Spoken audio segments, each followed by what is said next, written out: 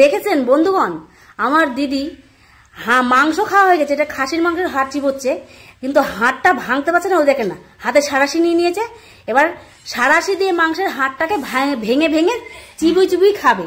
দেখেছেন? এরকম কোনোদিন বাপের জন্মে দেখেছেন আপনারা কোথাও?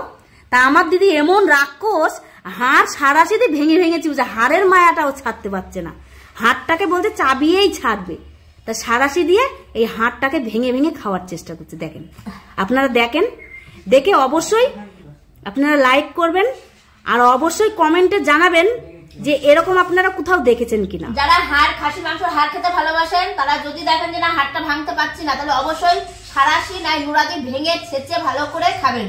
দেখেছেন এখানে সব ফিনিশ করেছি, কিন্তু দুঃখের বিষয় এটা ফিনিশ করতে পারছি না, যে কারণে সাঁড়াশি নিয়ে নিয়েছি, কিন্তু এটা আমি খাবোই, সাঁড়াশি দিয়ে ভেঙেই আমি ফিনিশ করে চিবিয়ে খাবো।